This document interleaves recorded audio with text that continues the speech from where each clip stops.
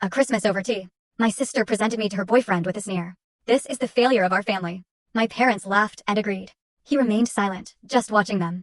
The room went stone silent. Then he smiled slightly and said, "Interesting, because you're fired and we're done." Imagine being told your entire life that you're a failure, a burden, a disappointment. Imagine being ridiculed in front of everyone you know, even a stranger, only for that stranger to completely dismantle the person doing the ridiculing. That Christmas night, when everything shattered, was the culmination of a betrayal so deep, it reached into my very bones. My name is Elena Moore, and for most of my life, that name felt less like an identity and more like an afterthought. Standing in that dining room on Christmas night, watching Chloe crumple under Daniel's words, something inside me didn't just crack, it shattered.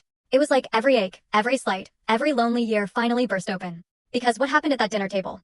That didn't start there. Not really. It started a long, long time ago, years before Chloe ever learned how to wield a smile like a weapon. I grew up in a house that always felt off-kilter. Like things were unbalanced before I was old enough to even understand what imbalance meant. My mom, she was my quiet anchor. Gentle hands, tired eyes, a soft voice that called me her brave girl. But she died of breast cancer when I was 15, almost 16. And when she was gone, the house didn't just empty of furniture, it emptied of oxygen. I had to learn how to grieve before I could even learn how to breathe again. My dad remarried 6 months later.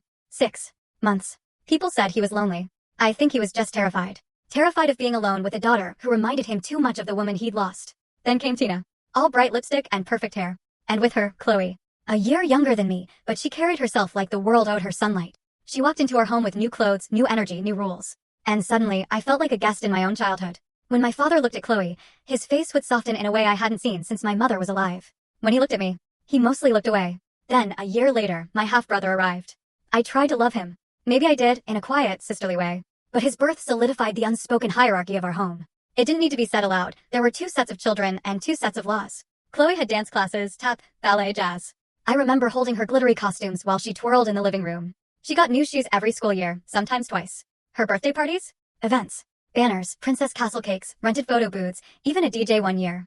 When she turned 16, my father handed her a set of keys tied with a red ribbon. "That's my girl," he'd beam, as she squealed. Me? I got hand-me-downs and a list of chores so long it could have been a part-time job. Elena, set the table. Elena, watch your brother. Elena, do the dishes so Chloe can finish her homework. When I asked if I could join the full story on the channel. Link below. Click now and watch what happened next.